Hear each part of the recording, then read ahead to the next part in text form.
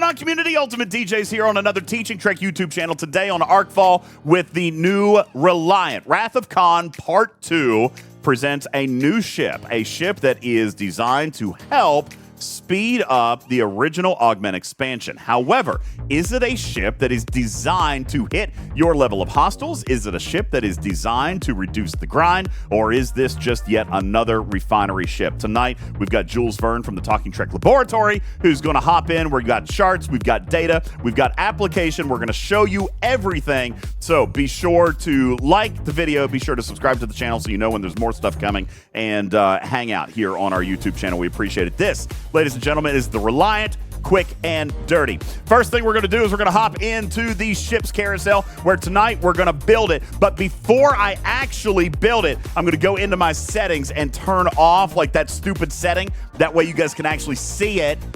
Here is the USS Reliant. It costs 200 blueprints. That is what we are going to do. We're going to go ahead and start building this thing. For those of you who are going to exercise the path of patience, as Scopely is referring to it, you will have the opportunity to grind out these blueprints up to 2 blueprints per day, taking the normal, typical 100-day route. You take a look inside your Augment store, and you will see the USS Reliant there. For 100,000 common hijack splicers, you will earn 2 blueprints. As long as you can keep that thing fed every day for 100 days, then you'll be able to actually pull this thing out. Rumor has it there's a couple of blueprints scattered throughout the month, so matters that could actually trickle that countdown down a few days. And obviously, if you work the clock, you can trickle that countdown down a couple of days. But 100 total redeems of this thing, minus any other blueprints that you might earn, will get you the USS Reliant. We're going to head back into our shipyard and go ahead and pop this thing up and allow you guys to observe it on its way out of dock.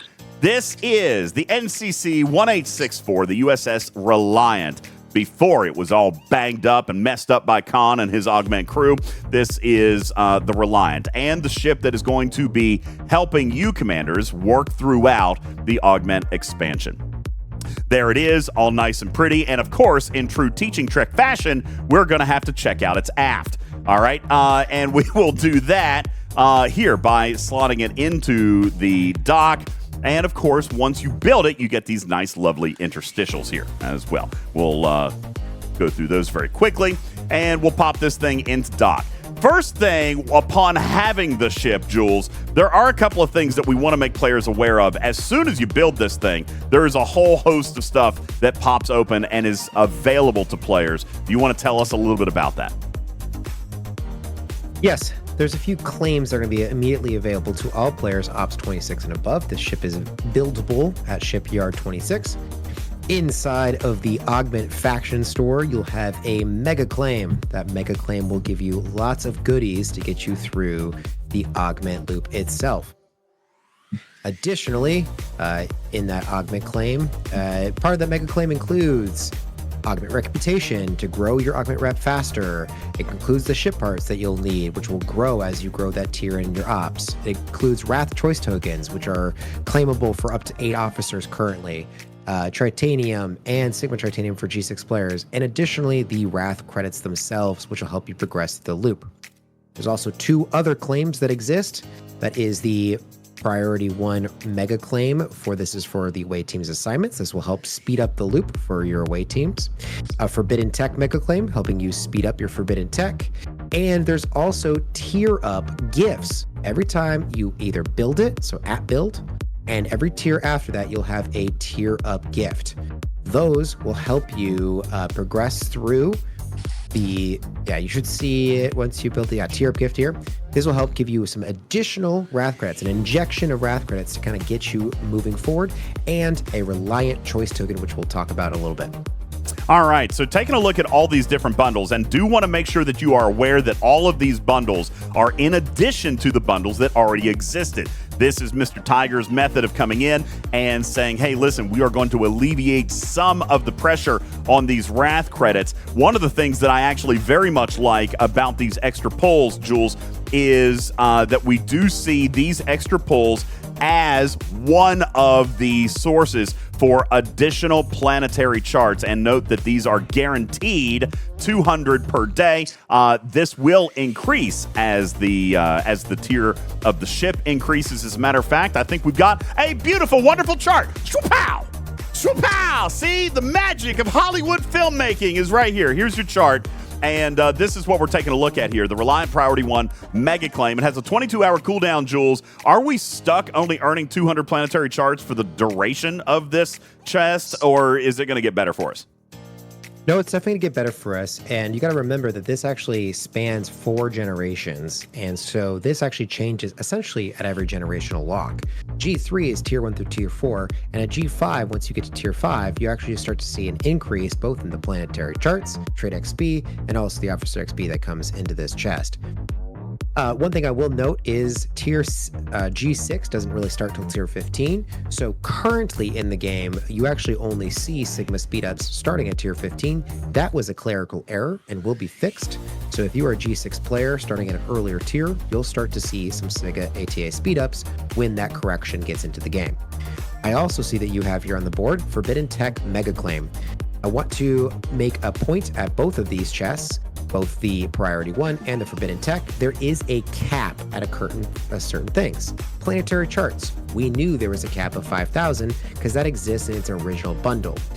But at the Forbidden Tech, there is Fusion Tech rods, or Forbidden Tech rods in here. Those actually have a cap, which means if you have over 67,500 rods, then you will not see or gain any more rods by claiming this chest. So you have to be under the cap in order to claim more rods. All of the other options will stay the same, like your catalyst, your protomatter, and your reactors, but the rods will disappear from this bundle. Why is it that cap number? No one knows. But this is what it is for now. So if you do not see rods, they do exist, but you will also see a banner on your claim that says you are over the maximum capacity.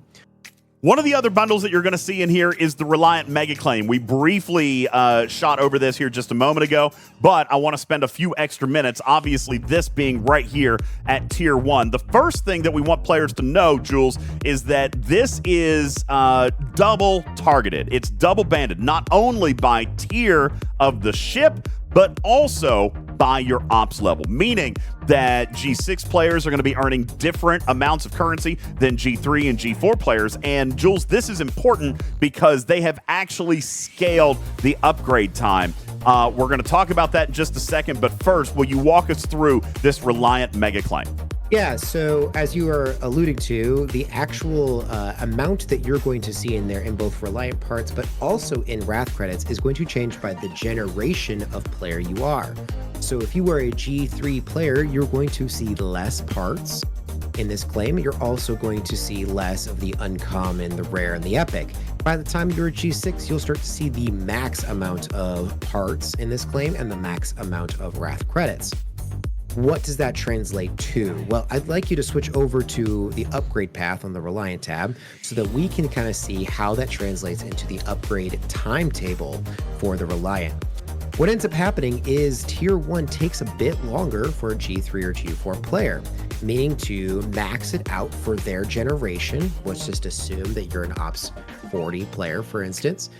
You'll be able to get the ship up to your level in about 84 days. But instead of taking a G6 player 84 days to achieve the same level, it's only going to take them 39 days, 24 days. So it's going to be a lot faster to upgrade that ship to the same level that a lower ops player can do. What this really means is it's a faster upgrade path. This is an accelerated upgrade path without having to spend, which is a great design. So G6 players will be able to max the ship at 406 days, which is well below the standard timetable for a new ship release. So this is a great design. It's a little nuanced, and because you will not see the other types of parts, being the generation that you are, it's hard to catch. But we here at Talking Trek have caught it for you. And the one thing that I want to point out, while it can seem kind of daunting, especially for a G6 player, to say, okay, 406 days to max this ship, we're going to talk a little bit later in the video about how the ship can be used right out of the box. because I believe, and we will have an opportunity to talk to game design a little bit later, but the design of this ship was made in such a way that there is actual utility straight out of the box. The design intent of this ship is not, in fact, to make it so that it has to hit your level of hostile, Jules. And we're going to talk a little bit about that coming up here in just a little bit. But this is the early loop, the chest claims that you need to be looking out for. And then obviously you're going to take that ship out and we're going to be grinding. Now, what is it that you want to hit? Well, this is what we wanted to kind of talk about, the hidden nuance. As you had just mentioned, the nuance with the upgrade version of this, there is also a nuance into what it can do on day one, Jules. And the first thing that we're going to do is take a look at our hostiles chart. This is something that we have been talking about over the last couple of days. And one thing that I do want to draw attention to here very quickly is that this chart has been updated with the new common splicers that have now been added to the G6 hostiles level 62 and above. That was based on player feedback. Don't know yet whether or not that is actually a good move. We can talk a little bit more about that later, but now there is common and uncommon loot all the way up through the level 70 hostiles. Now, the important thing to note here is that long term with this ship, there's a lot that the faction store can give. One of the most common currencies there are the faction insignias, Jules, and those insignias are earned by doing the cons missions, and those missions cost champion trophies. What we're talking about here in the faction store are these right here. Once you get to 60 million rep, then you can start doing the level 1, level 2, all the way through level 5 cons champion missions. All right. And we're going to talk a little bit about the segmentation on those here shortly, but they require what is called a champion trophy. You earn these champion trophies in the loot chest, in the bonus chest of the hostiles that you are killing. The higher the hostile, the more of these champions trophies you get. You can see here on the left side of your screen that with the traditional regular hostiles that you're hunting, depending on the level, you're earning anywhere between 10 and 50 of those champions trophies, all the way up to the highest level of hostile that exists. However, Jules, what they have done building this design is that obviously the long-term benefit of this store is obviously with Wrath credits and so forth, but there is a lot more in this store that can be done through cons champions, and that's going to require a lot of these hostiles killed, therefore a lot of these champions trophies. All right, so right out of the box, this is a hidden benefit in my opinion, and again here at Talking Trek we kind of analyze and find that for you. Is this ship, Jules, required to hit a level 70? If you're a G6 hostile, if you're Jonathan Ingram, do you need this ship to kill the level 70s before it becomes effective to you? No. Absolutely not. Because what it does is allows you to either A, auto farm, you can do this passively, but you can also do it actively. You could actually just go out into a low-level system and actually grind the revenge hostiles that pop up for you, okay? Looking at the hijack D7, these auto revenge hostiles that spawn and try to attack you and other players that exist in that system, you will see, Jules, right here that the lowest revenge hostile starts at the same number of champion trophies that you can cap out with at level 70 of the previous. Meaning that if a player sticks this Reliant in a low-level system to either actively grind or passively grind, all right, just auto farm, you are immediately picking up the exact same amount of champion trophies straight out the gate, straight out the box. And we have been able to see, and we'll show you later tonight, that straight out of the box, tier 1, this ship is effective against the earliest level of revenge hostiles. Jules? That's true. And what it does is that it actually has a ship ability that stops the dilithium destabilization ship ability from the auto attackers. This is the hijack D7 or the DY200 class. So what that means is that this can be auto attacked and not actually blow up. And if you've all experienced this, What that does for you is allow you to sit the Reliant in any system and have the auto attackers hit you. Early on the ship at tier 1 through tier 3 or tier 4, you're going to be hitting the G3 hostiles. If you're a higher level player, you're probably going to benefit from its Apex barrier and its isolytic damage that it's going to have right off the bat and be able to go all the way up to, say, the level 40 system. And if you're a level 26 player, you can kind of experiment in the 26 to 34 range to figure out what's best for you. By doing that, not only are you going to be gathering a lot of common loot, which is the most common type of loot that we're going to need, particularly for maximizing our planetary charts income, but you're also going to be getting those champion trophies. 10 every kill, up to 50 every kill if you're getting the auto attackers. So this is a highly effective way of just leaving your ship down there, no matter what your player level is, and gaining a good benefit right off the bat and accelerating this loop. I remember when we talked, when this loop came out last month, we said, hey, this is actually more than one grind in one, because I have to hit not only the lower level hostiles to get enough common loot to feed my options, but I also have to hit the levels that are up to my level. Well, here is your simple trick. You set this one down in the lower levels at the early tiers, and you continue to go and hit the upper levels with your active grinder. So this is a great way of broadening that loop and making it more passive.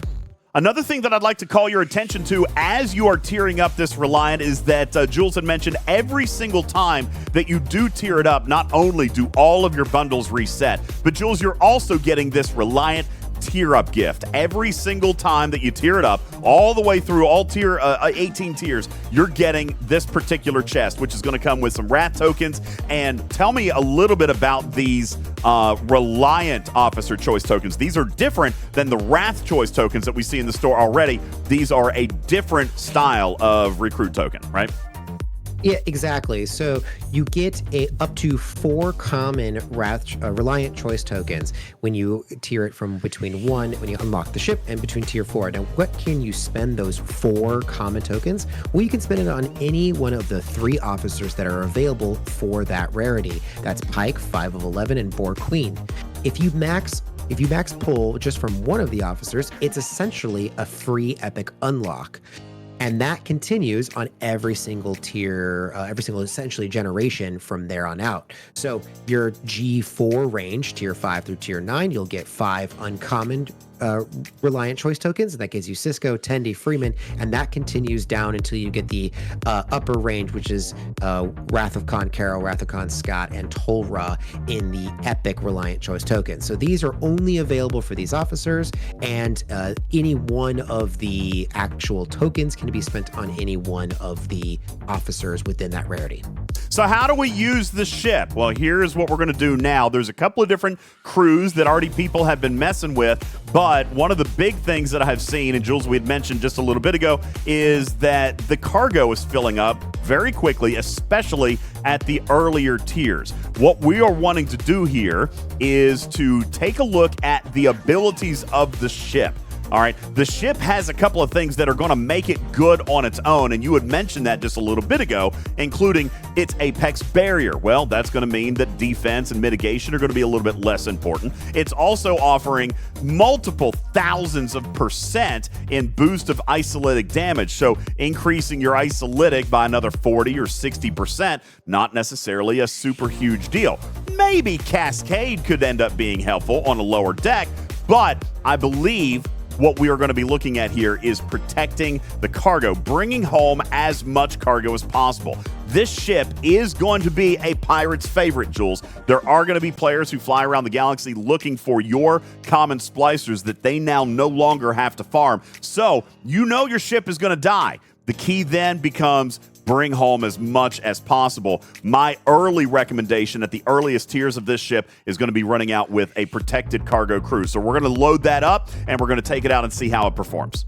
So what are you going to do with crew? Well, as mentioned a minute ago, I think protected cargo is definitely an opportunity for you to look at here very, very first. But what system then are you going to go to? Well, I'm tier 1, level 5, all right? Haven't upgraded this thing. I've got no components. I'm just naked, straight out of the box.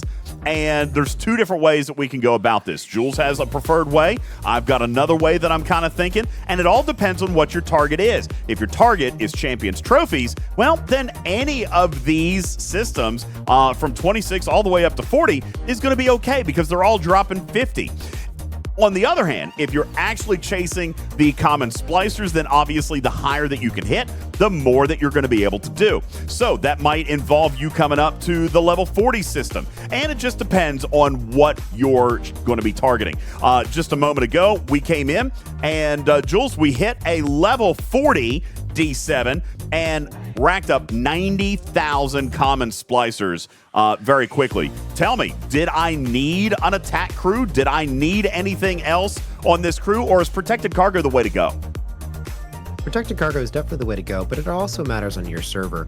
One thing you can do is lean into the isolytic damage, the boost that it has. If you need to punch up and you need to add an attack crew on there, using things like Enterprise E-Data or Chapel Below Decks will help you get a next level up because it kind of builds upon that isolytic damage ship ability. But the protected cargo crew is what's really useful because 90,000 taking home per kill, it's going to be really quick to get above your protected cargo before you get to OPC realm and you are liable to be hit by pirates. On the other hand, perhaps common splicers are the lesser important of the two, and as Lexel and some of the other people in chat are going to point out, that the Champions trophies are going to be a little bit better, and maybe I want to preserve myself in space a little bit longer. In this case, I hit the smallest one that I could, a level 26. I got a tiny amount of loot, only 2,800, but I still earned the same 50 Champions trophies. This is going to allow me more time in space, more loot chests without going over cargo if you happen to be on a server where over cargo could be targeted. So there are a couple of different ways to play this. On the other hand, then you could look at potentially hitting with active and popping up a little bit. Here is Lexel's right now, who again, tier 1, level 5 with an actual combat crew, was in fact able to kill a level 42 and is going to be able to farm those actively pretty well,